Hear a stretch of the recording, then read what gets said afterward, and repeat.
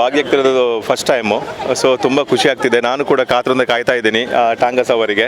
ಬಹುಶಃ ನಾವು ಗಾಡಿಯಲ್ಲಿ ಓಡಬೇಕಾದ್ರೆ ನೋಡ್ತಾ ಇರ್ತೀವಿ ಅದನ್ನು. ಇವತ್ತು ಅದರಲ್ಲಿ ಒಂದು ಸವಾರಿ ಮಾಡುವಂಥ ಒಂದು ಅವಕಾಶ ಸಿಕ್ಕಿದೆ ನಮ್ಮ ಫ್ಯಾಮಿಲಿ ಜೊತೆಗೆ. ಸೊ ತುಂಬ ಕಾತುರದಿಂದ ಕಾಯ್ತಾ ಇದ್ದೀನಿ.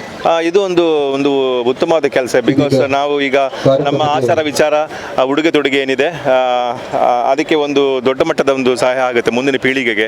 ಇದನ್ನು ನಮ್ಮ ಮುಂದಿನ ಪೀಳಿಗೆ ತಿಳ್ಕೊಂಡ್ರೆ ಬಹುಶಃ ಈ ನಮ್ಮ ಸಂಸ್ಕೃತಿ ಏನಿದೆ ದೊಡ್ಡ ಮಟ್ಟದಲ್ಲಿ ಉಳಿಯುವಂಥ ಒಂದು ವ್ಯವಸ್ಥೆ ಆಗುತ್ತೆ. ಸೊ ಅದಕ್ಕೆ ಇಡೀ ಇಲಾಖೆಗೆ ಥ್ಯಾಂಕ್ಸ್ ಹೇಳಲಿಕ್ಕೆ ಇಷ್ಟಪಡ್ತೀನಿ ನಾನು.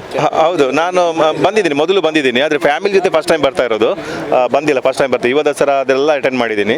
ಬಟ್ ಸ್ಪೆಷಲಿ ಈ ಒಂದು ಕಾರ್ಯಕ್ರಮ ನಾನು ಇದ್ರಲ್ಲಿ ನೋಡಿದ್ದೆ, ಬಟ್ ಭಾಗಿಯಾಗ್ತಿರೋದು ಫಸ್ಟ್ ಟೈಮ್. ಹೌದು, ನಾನು ಅದೇ ಆಗದಿಂದ ಹೇಳ್ತಾ ಇರೋದು. ತುಂಬ ಕಾತುರದಿಂದ ಕಾಯ್ತಾ ಇದ್ದೀನಿ. ಗಾಡೀಲಿ ಓಡಾಡಿ ಈ ಥರದ್ದೊಂದು ಎಕ್ಸ್ಪೀರಿಯೆನ್ಸ್ ತುಂಬ ತುಂಬ ಚೆನ್ನಾಗಿ ವಿಜುವಲ್ ಸಿಗುತ್ತೆ ಅಂತ ನನಗೆ ಅಂದ್ಕೊಂಡಿದ್ದೀನಿ. ಅಂದರೆ ತುಂಬ ಹೈಟಲ್ಲಿರುತ್ತೆ ಅದು.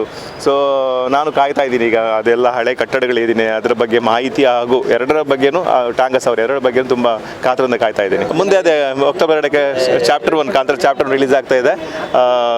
ಸಪೋರ್ಟ್ ಮಾಡಿ. ಆ್ಯಂಡ್ ದಸರಾ ಹಬ್ಬದ ಶುಭಾಶಯಗಳು ಎಲ್ಲರಿಗೂ ಕೂಡ. Thank you so much. Thank you.